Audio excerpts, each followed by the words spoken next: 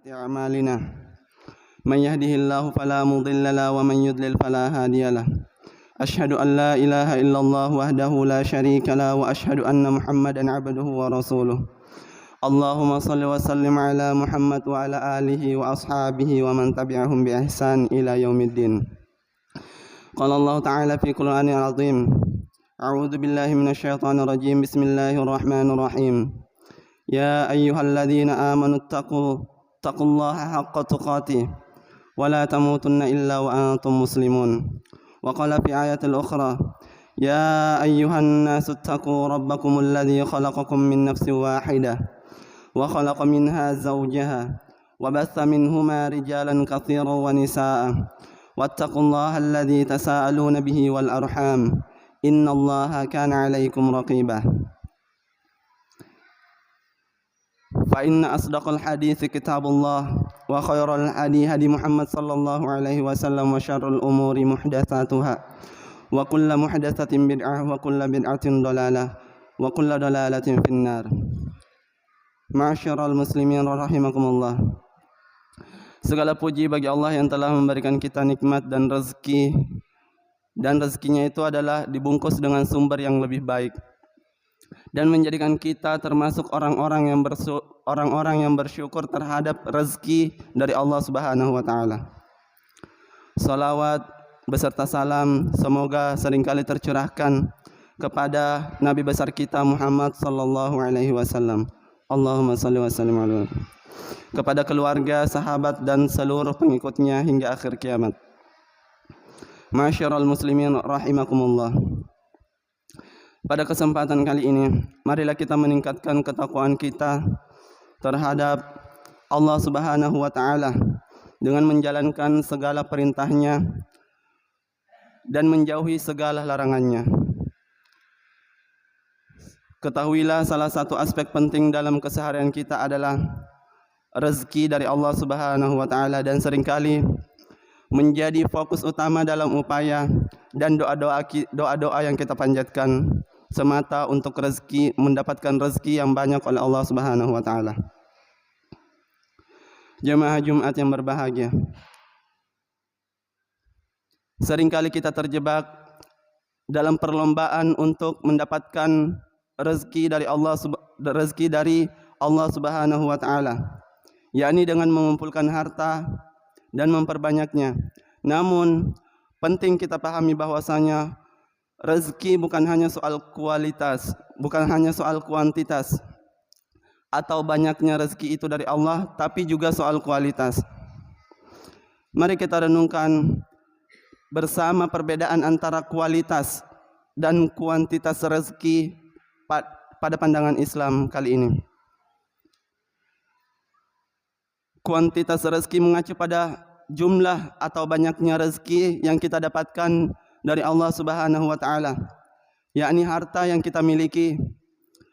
Dalam Islam tidak ada larangan untuk memiliki banyak harta atau rezeki dari Allah Subhanahu wa taala, selama kita mendapatkannya dengan cara yang halal dan menggunakannya untuk kebaikan. Namun kita harus waspada bahwa rezeki adalah jebakan dari Allah Subhanahu wa taala yang dapat mencelakai kita untuk masuk ke dalam nerakanya Allah Subhanahu wa taala dan mendapatkan azab dari Allah Subhanahu wa taala. Allah Subhanahu wa taala berfirman, ketahuilah bahwa kehidupan di dunia ini hanyalah permainan dan suatu yang melalaikan. Innamal hayatud dunya la'ibu walah wazinah, dan perhiasan dan saling berbangga diri di antara kamu serta berlomba dalam kekayaan dan anak-anak keturunanmu itu adalah kesombongan. Quran surah Al-Hadid ayat 20. Kuantitas rezeki yang seringkali menjadi tolak ukur kesuksesan duniawi.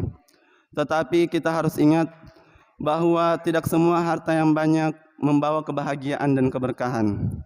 Karena kualitas rezekilah yang paling dipandang oleh Allah Subhanahu wa taala. Berhubungan dengan keberkahan, kebaikan dan dampak positif dari harta atau rezeki yang diberikan oleh Allah Subhanahu wa taala kepada kita. Rezeki yang berkualitas adalah rezeki yang mendatangkan kebaikan dan juga mendatangkan ketenangan, dan Allah ridho terhadap rezeki kita. Rezeki yang berkualitas membuat kita merasa cukup dalam menjalani hidup kita sehari-hari, serta mendorong kita untuk bersyukur dan selalu berbuat baik kepada sesama.